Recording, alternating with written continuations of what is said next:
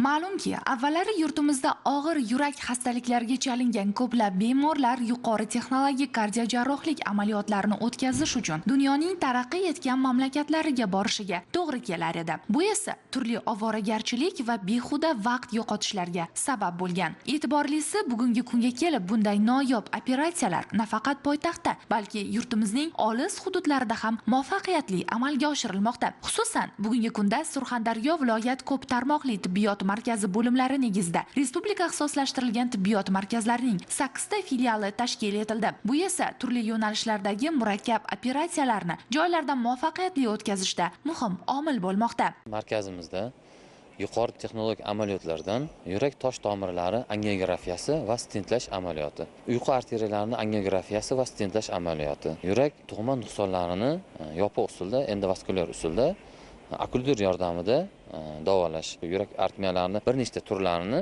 ablatsiya usulida davolash, periferik arteriyalar angiografiyasi va stentlash amaliyotlari olib borilmoqda. Bizning markazimiz mutaxassislari Rossiya Federatsiyasi Novosibirsk shahridagi kardioxirurgiya markazi bilan kelishuvi bor. Shunga asosan bu markazda hamda Rossiya Federatsiyasining Chaz nomidagi kardiologiya markazi va Bakulov nomidagi kardioxirurgiya markazlarida ham mutaxassislarimiz o'z malakalarini oshirib kelishmoqda. Bizning yuqori texnologik amaliyotlarimizning an'anaviy jarrohlik amaliyotlaridan farqi, bizda bemorlarda kam invaziv kichik dostuplar yordamida asosan tomirlar orqali amaliyotlarimizni bajaramiz. Buni afzallik tomoni, ustunlik tomoni, bu jarayondan keyin bemorlarni tez, qisqa kunlarda shifoxonadan javob beriladi. Reja qilib beramiz, qaysi oylarda kelib uchrashishlarini o'sha jadval asosida, o'sha reja asosida kelib doimiy ko'riklardan o'tib turishlari va uy sharoitida belgilangan dorilar va sog'lom turmush tarzi qoidalariga to'liq amal qilishlari tavsiya etiladi. Viloyat kardiologiya markazi zamonaviy, yuqori texnologiyali tibbiy apparaturalar bilan jihozlash uchun 7,1 milliard so'mlik 10 turdagi tibbiy asbob-uskunalar bilan jihozlangan. Natijada viloyatda aritmologik kompleks tizimi yaratilib, yurakning murakkab aritmiyalarini xirurgik yo'l bilan davolash yo'lga qo'yildi. Akademik Vohidov nomidagi respublika ixtisoslashtirilgan xirurgiya ilmiy-amaliy tibbiyot markazi yetuk mutaxassislar ishtirokida viloyatda birinchi marotaba diagnostik maqsadida ko'plab bemorlarga koronagrafiya tekshiruvi o'tkazildi hamda ko'rsatma bo'yicha yurak toch tomirlariga stentlash amaliyoti yo'lga qo'yildi. Bu jarayonni viloyatda uzluksiz davom ettirish maqsadida 3 nafar shifokor Rossiya davlatida va respublika kardiologiya markazida malakalarini oshirib kelgan. Bundan tashqari ushbu bo'limda faoliyat yuritadigan 8 nafar o'rta tibbiyot xodimlari respublika kardiologiya markazida malakasini oshirgan. Yurak ishemik kasalliklari bilan bezovta bo'lib kelgan bemorlar dastlab ularni o'sha shikoyatlari eshitiladi.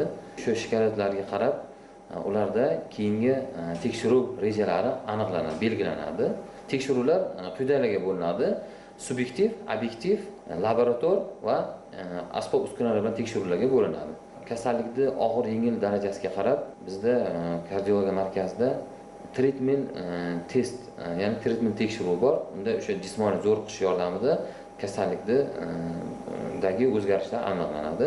Laborator va instrumental tekshiruv natijalari, xulosalari olingandan keyin bemorlar dastlabki koronagrafiya tekshiruviga olinadi. Yurak tosh tomirlarining angiografiyasi, ya'ni koronagrafiya tekshiruviga ko'ra biz quyidagi xulosalar olamiz.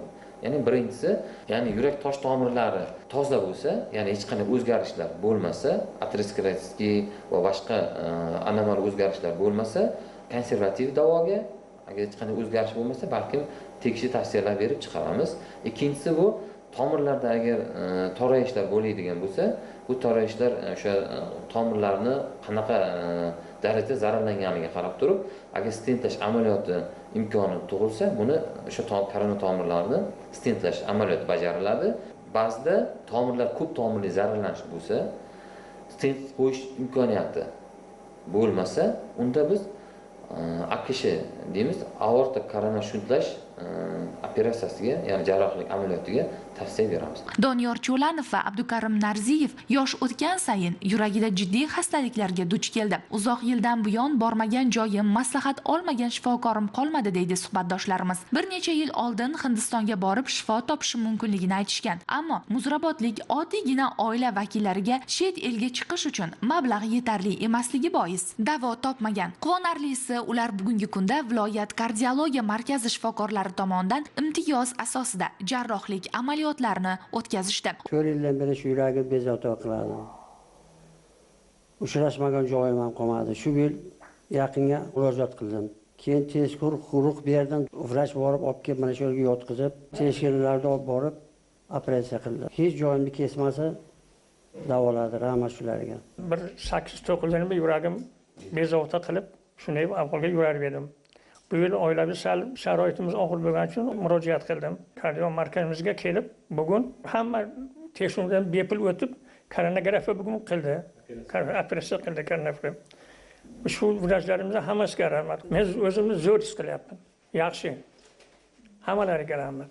Mutaxassislar fikriga qaraganda aholi salomatligini mustahkamlashning 10% tibbiyot xodimlariga bog'liq bo'lsa, qolgan 90% ga profilaktika orqali erishiladi. 2022-yilning 26-yanvarida yurak-qon tomiri kasalliklarini oldini olish va davolash sifatini oshirish chora-tadbirlari to'g'risida prezidentimiz qarori chiqdi. Aytmoqchi bo'lganimiz, ushbu qaror ham eng avvalo aholiga ko'rsatilayotgan kardiologik va kardiojarrohlik xizmatlari sifatini yaxshilash, hududlarda yurak-qon tomir kasalliklarini oldini olish, barvaqt aniqlash va samarali davolash ishlarini kengaytirish, bemorlar uchun qulay shart-sharoitlar yaratish, ularni zarur dori vositalari bilan uzluksiz ta'minlash kabi ezgu g'oyalar mujassam. Markazimiz Rossiya davlatining Novosibirsk shahridagi akademik Mishalkin ilmiy amaliy markazi bilan memorandumga erishilgan.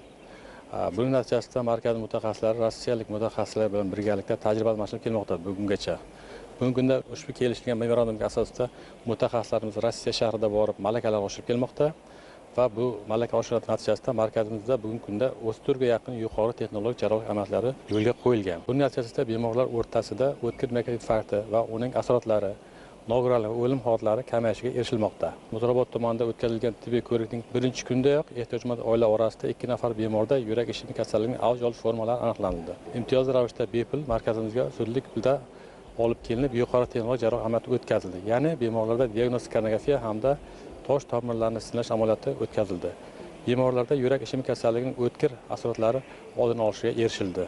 Yurak-qon tomir tizimi kasalliklari dunyo bo'yicha hozirgi kunga qadar nogironlik va o'limning asosiy sabablari sifatida qayd etilmoqda. Jahon sog'liqni saqlash tashkiloti ma'lumotlariga ko'ra, o'lim holatlarining 56% yurak-qon tomir tizimi kasalliklari oqibatida kelib chiqishi, Yevropa mamlakatlarida esa qon tomir kasalliklari bilan yiliga 4,3 million, ya'ni 48% aholi hayotdan ko'z yumishi aniqlangan. Yurak-qon tomir tizimi kasalliklari insonning turmush tarzi va mavjud xavf omillari bilan uzviy bog'liq. Buni mutaxassislar ham ta'kidladi.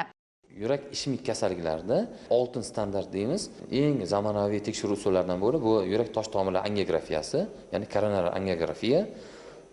Bu yurakni tosh tomirlarga kontrast jo'natish yo'li bilan aniqlanadi. Biz ko'rib turibmiz, mana yurakda o'ng va chap tosh arteriyalari bo'ladi. Mana biz bu yerda o'ng tosh arteriyani o'sha kontrast yordamida tekshirilganini ko'rib turibmiz. Bu yerda tomirda hech qanday patologik o'zgarishlar aniqlanmagan. Bu yurakning chap tomonidagi tosh arteriyasi. Bu tosh arteriyalarimizda ham patologik o'zgarishlar aniqlanmagan. Ya'ni bu sog'lom holatdagi yurak arteriyalari hisoblanadi. Shifokorlar tavsiyasiga, sog'lom turmush tarziga amal qilishimiz zarur. Shu ma'noda mamlakatimizda sog'liqni saqlash tizimida amalga oshirilayotgan izchil islohotlar avvalo inson manfaatlarini ta'minlash, fuqarolarimizning salomatligini mustahkamlashga, ularning hayotdan, bugungi davr islohotlaridan rozi bo'lib yashashiga xizmat qilmoqda.